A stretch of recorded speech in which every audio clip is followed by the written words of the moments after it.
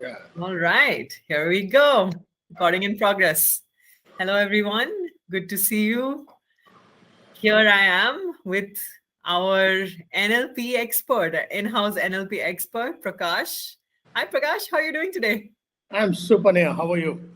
Fantastic. I always love it whenever I ask you how you're doing. You're always like, I'm super, I'm fantastic. And it feels authentic. Doesn't feel like you're just saying, just for the sake of it. You're saying fantastic and all these things. You actually mean it. You actually feel Yeah. it. Yeah. That's one way of anchoring positive emotions. Yeah. You know what? It's working.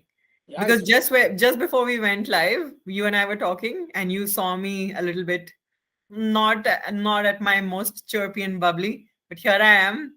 You said fantastic and I feel anchored also in that positive emotion. I love super. it. Awesome. Super. Yeah. So we are here today to talk about a really interesting concept that Praki touched upon this concept during our webinar on evoking awareness, which you can find on our YouTube channel. If you go to YouTube and type in Kocharya evoking awareness, you should be able to see the webinar. Praki was one of the panelists on that webinar, and he brought up as we were talking about this competency, this core competency. Um, Praki, you brought up the five neurological levels. I think it was neurological levels, correct? And I personally found that particular topic to be super interesting. So I knew that I had to have Praki on this video and just talk to him about it because I think all of you would find it super helpful. So Praki, can you tell us what this model is? Thanks, Neha, for inviting first. Uh, Robert Dilts came up with this model of neurological levels of change. Now, before getting into the technicalities, right, this model is the underlying principle of this model is our mind organizes our life experiences in certain ways. Okay, basically about set of values that we have. Okay, which in turn has got complex web of beliefs that we formulate for ourselves, and then we generalize some of the capabilities that we have that drives our behavior, and we also kind of define our environment. And in a way, by doing all of this, we also formulate our identities. We kind of define who we are in this our own world. In NLP, we call it as a map of the world. So in our map of the world, we define who we are, and what are some of the set of values that we have, the kind of beliefs that drives us. So this generalized way of you know putting things or stacking up things, Robert Dilts called it as neurological levels of change. Yeah. Okay, thanks for that primer. So there are basically what you're saying is that as humans, we all experience different things, such as we have values, we have beliefs, we have feelings, we have thoughts, we have all these different modalities that under which we are operating, and these different programs that are running, I suppose, in us as humans.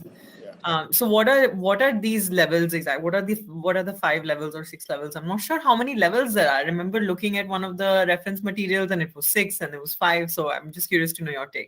The Robert Dills model is 5, and then you always know that models do get improvised in the hands of practitioners, and it became 6.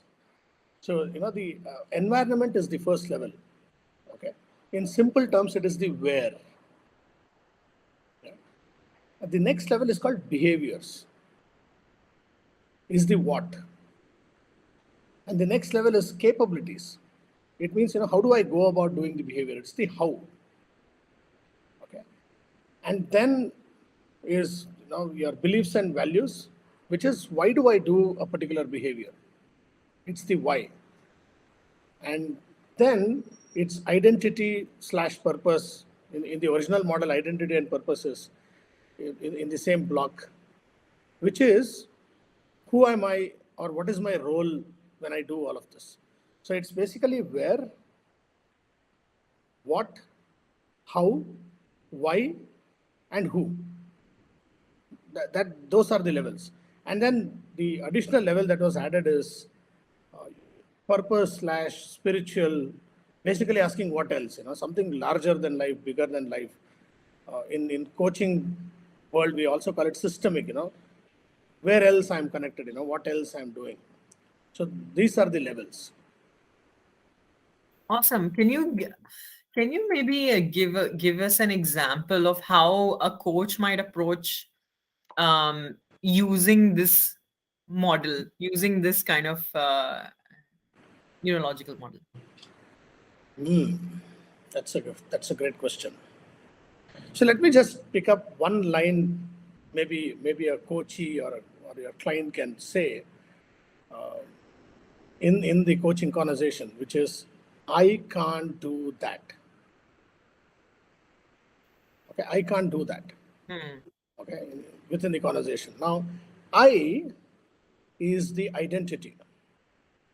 Yeah. So basically, it's about who. It's not about Prakash can't do that. Within Prakash, there are identities. Which identity of Prakash is telling that I can't do that? Is it Father Prakash telling I cannot do that? Is it Coach Prakash telling I cannot do that? Is it the citizen Prakash who cannot do that? Is it the son Prakash who cannot do that? Which identity is playing when I said that sentence, I cannot do that? Is a good exploration for a coach to do. Which is that I? Okay. When you say can or cannot, I'm basically placing some belief. Yeah. It's like telling, if you ask me, Prakash, can you operate Zoom? I'll say, yeah, I can operate Zoom. There is some belief that I know it. Yeah, I can or I cannot is both belief, and then there is also capability attached to that belief that I can do that. Yeah? Do is the behavior. Yeah. Do that is behavior and capability. I'm able to do that, and how. Okay. And if you just put I cannot do that here or there, I'm also including environment there. So if you ask me, Prakash, can you dance? I can't do that. Okay. Now, in a way, dancing, if I say that I can't dance, it almost, because my belief is that I can't dance, also limits me from learning dance in any form. Because that's driving my behavior. And if you say, Prakash, can you dance for some annual day? So, you're putting environment there. So I'll say I cannot do the dance there or here. So I'm also bringing the environment or the situation there. So that completes all the level in just one sentence. It's as simple as that. Yeah. Listening to what people are talking and then saying, what neurological level people are operating with. An interesting thing is, every level has got a impact on the lower levels and not the other way. Okay. So if we are saying environment has an impact on all the levels, or are we talking environment is at the bottom of the level. Oh, environment is the bottom. Okay. So that means, that in a way has got least impact on any other level. Got it.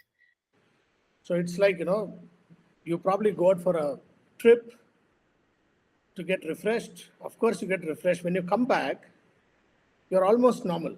You're almost normal. That holiday or vacation had very minimal effect on other areas of your life.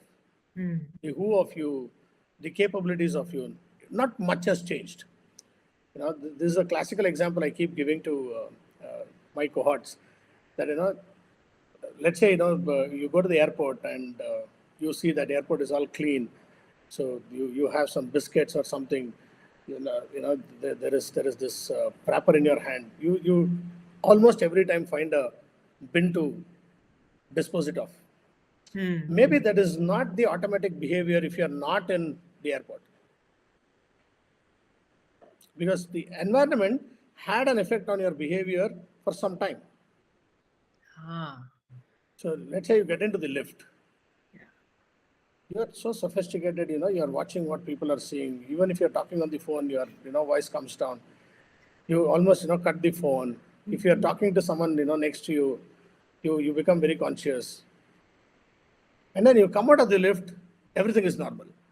Hmm. Lift as a place, as an environment, was a different space. It kind of forced your behavior for some time. Yeah. Yeah. Another classic example is, when people go for their passport verifications in India, they become so studious, they become so submissive, they become so good citizens in front of the police. Absolutely. Yeah, I just want that signature, let me out and I'm normal. Hmm. So, environment in a way does not has permanent, at least, it has got temporary, very short term, very short impact on the behaviors and other things, even the capabilities. Look at people who probably can't operate a cash counter or a ATM. When they go there, they're pushing themselves to, learn new things. It's not that they have permanently learned something new. They're just doing what they have to do for that transaction. Yeah. So environment has very least impact on other things. But when you learn something new, let's look at the capability level. You learn some new behavior, it you'll probably start doing new behaviors. You pick up new skills, you pick up new knowledge, you pick up new habits, you start doing new behaviors, Hmm. and in a way you will probably alter your environment.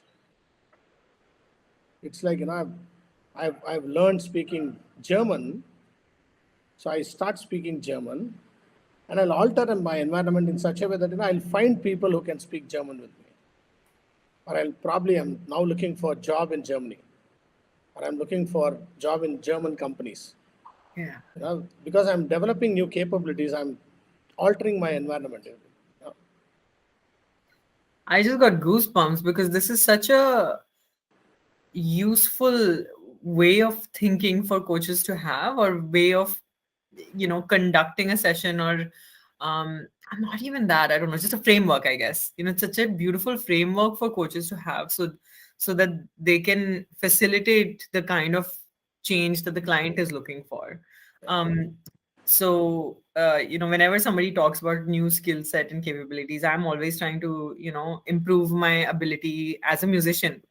But yes, I know that when I picked up a new musical instrument, which was a guitar, I know that my environment completely changed. Firstly, there's now stuff in my house which is very guitar centric.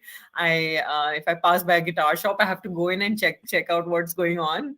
I have more friends who are in bands. I'm listening to different types of music, and I'm picking up on things which are very different in music as well. I'm picking up the guitar parts as though I'm like, tuning into a radio to the different frequencies. So that's really cool. That's really interesting. So just to go over the levels one more time, I just for my own benefit, we have the environment, which is aware. The second one was what, but what Behavior. behavior is what? Okay. And then we have capabilities, which is how. Then we have beliefs and values, which is why. Now, I'm getting stuck in this one. I'm getting stuck in the beliefs and values level. Um, what does that look like? I'm for example, I think the one of the examples you shared in the webinar was I'm a smoker, Mhm. or I smoking is, even though I know that smoking is bad for me, I'm still smoking. There are a lot of people like that even in my life, and I'm trying to understand that dissonance. So obviously, I don't think we're going to sit here and solve smoking in one session. Maybe you can probably do that though, Prakash. I know how No, awesome no, you no. are at what you do, but where is the dissonance? Why do we start having these So, conflicting ideas? Smita, just to clarify, sorry, I'm speaking to Smita so much that I'm. Whoa, awesome. I love it. It's a Yeah. compliment to me. So, Yeah. Neha, see, knowing that smoking is bad Hmm. is still skill, knowledge, capability level. It's not the belief. Knowing smoking is bad is still at the capability level. Maybe it's also part of the environment. Everybody tells that smoking is bad. Hmm. Okay, you can see signboards everywhere, no smoking. Yeah, Yeah. yeah. Before every movie, there is a ad that says no smoking. Yeah. So it's just part of my ecosystem. Okay, it's not part of my belief system. There is a the dissonance is to check whether it is part of just the ecosystem or my belief system. Hmm. That itself is the dissonance. Now, just taking smoking to these neurological levels of change, the environment, if it is conducive, I smoke. You know that, in the airplanes, you can't smoke. But they keep telling you that, we have smoke detectors. Yeah. Though nobody does it, but every time, there is this warning of smoke detectors. There, it's about environment is not conducive, so I don't do it. But then I land in the airport, there is a smoking space, so I smoke there. Okay, so environment has little or no effect on my behavior. Okay, Right. so behavior is what I do, Hmm. and probably I've learned that skill. It's been a habit. So capabilities, in a way, over a period of time, is useful or unuseful habits. Yeah. Got it. So habituated to smoking. So smoking is a behavior. Hmm. Smoker is an identity. So at the who level, it's the identity. And somewhere in the belief or value system, it's like a big deal. Nothing happens. Maybe you have seen a lot of people who haven't died at 90 who's still smoking, or nothing has happened to you yet. So it's just the belief system. So knowing that, okay, smoking kills, or smoking has got dangerous effect, I know it. Hmm. There are lot of cardiologists, Hmm. heart surgeons who smoke. Is there anybody in the world who knows the ill effects of smoking better than a cardiologist Hmm. or a lung specialist? No. So they do it. So it's instinct over intelligence. This is part of intelligence. Hmm. Your instinct is over intelligence, and your instincts are laying under the levels of who and belief system. That's very helpful, Prakash. That really helps me kind of untangle what the different levels are. Because I did do some reading and I did, like look into it a little bit more. But the next day, right after the webinar, the next day, I was like, Prakash, I need little help. I need to learn more. And I think everyone needs to probably learn a little bit more about this concept. So I'm really glad we did this. I'm really glad that you came on and you took the time to help me through work through this concept. Is there anything else you want to talk about? Is there an example that you have that you've used is this in a clinical setting, or if you've used this in or you've seen it play out in one of your clients? So I'll answer in two parts. One is, in the coaching, when somebody is stuck at the environment level, people, it's you will see that they are narrating a story. It's like telling you the movie script. Who were there, what was happening, the characters. It's almost like watching the movie and blaming it. It's like in my office, I have this boss. He does this. My cubicle is just 10 feet away from him. That it's all the environment at play. This kind of narration when you hear. So elevate or propel the candidate to ask the next level, because when you ask next level question, logical level question, generally people get detached to the lower level, start thinking differently. Maybe think about capabilities, ask questions about capability. Just try, because you never know. This is all about calibration in coaching. You never know what works. As a coach, you're just experimenting. Maybe ask about values. You know, is there a template saying should I go one level up or two level up? Really, no answer. You can, but try. Okay, but if somebody is stuck at, let's say, beliefs or values, that there is one level up, which is identity, or maybe bigger purpose. So just keep climbing higher in the questions, and maybe you'll find better answer. And now, thinking about, one of the best examples for understanding this, model is that of a lady becoming a mother, a girl becoming a mother. Now, Neha, did I lose you? I'm here. I'm here. So one of the best examples is that of a mother. Okay, Now, almost for about 9 months, the lady knows that she is going to deliver baby. Okay, that identity of mother has still not set in. Okay, it happens after the birth. Okay, now the environment, behaviors, all of that, a lady who is carrying is just like any other normal woman with a wonderful, God's creation within her. Once the baby is delivered, okay, her identity changes as a mother. Her purpose becomes the child. And so beautifully, everything changes.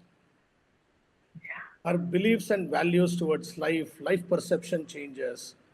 She becomes so child centric. Yeah. And the what do you say, capabilities, for example. No mother goes for a crash course, or takes an online course on how to bathe the baby, how to feed the baby, how to wash the baby. Nothing, how to clean the baby. Nothing. She does it so well. Yeah. And interestingly, second or third day of the baby born, she will already start speaking about the patterns of the baby, as though she knows the baby for years. While feeding, she'll say, "This is all he drinks," or "This is all she drinks." Like, wow, how did you learn that? From when? Yeah, her environment changes. She becomes so. She creates environment that is conducive for the baby. Behaviors are driven. So when the identity or purpose changes, everything else changes. Now that's the clue for coaches to keep asking questions that when we talk about core competencies, question about 7.2 of who, just check on the who. What's happening to you. Who are you when you're doing this. What's the greater purpose when you say that you want this in your life. That is where some of the bigger awareness is evoked. Beautiful. And when we talk about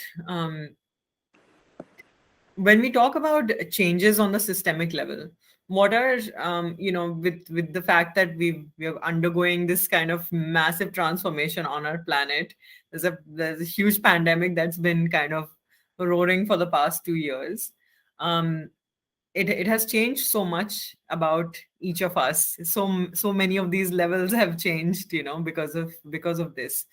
How do we navigate changes in us? How do we identify what's going on within ourselves, as maybe as someone who is self-coaching, who's trying to figure out a way through a problem? I don't think I have a ready-made answer for this, but let me try and give my two bits. One of the things that sometimes helps is just asking, the core emotions that people go through. As we say, sad, mad, bad, glad. When we associate, extreme happiness, when we associate extreme joy, without too much attaching to the results, or right, it's not just about me. When we say higher purpose, need not be the entire society, the whole world or planet or universe. Sometimes just going outside the body, and then looking at family, maybe extended family, maybe looking at organization. Because you said pandemic, there are so many business owners, especially small and medium. During the pandemic, they probably did not think about revenues, did not think about profits only for themselves. They did pay salaries. They held on to their employees without letting them go off. Itself is a systemic thinking. Something should have driven them to do that, because they were not making any money. It's complete lockdown everywhere in the world, and still people were paid salaries. There were no revenues. When they came back, they did not come back with a bang. They had to reinvent themselves, look out for different ways of revenues, but still people were taken care of. That itself is systemic. So when we say something bigger, it's about just going outside your body and connecting to something more. It can be people, it can be place, it can be environment, anything of that sort. Just thinking of having a terrace garden, so that there is some shade, or planting some trees in your locality, there is some shade. Maybe planting some fruit bearing trees so that birds and animals are taken care of. It's just that systemic. Of course, you can always think bigger, do something great to the world, but systemic can be just outside you. That at least that's my understanding of systemic. Awesome. That actually does clear things up, and you're right. It doesn't have to be something so massive as a pandemic. It can. There, we are part of so many different systems. Yeah. So, yeah, great. Okay. If there's anything else that you feel you want to share in order to, give a little bit of closure to the session, the floor is yours. Nothing. I really believe that there are few models like this will just help the observation lens little more clearer for the coach. You can see better things. You can the illumination is better, so you can ask better questions, and in the service of the client. That's it. Awesome. I love it. Thank you, Prakash. Thanks for joining us. Thanks for taking out the Thank you. time. Take care. And thank you everyone for joining. Just by the way, Prakash is our in-house NLP expert, Neuro-Linguistic Programming expert. He has the most amazing courses. And I can say that because I've also attended his course. And, just like you've seen in this session, he gives the best examples and he gives the best analogies to really help you solidify and understand the concept at a deeper level.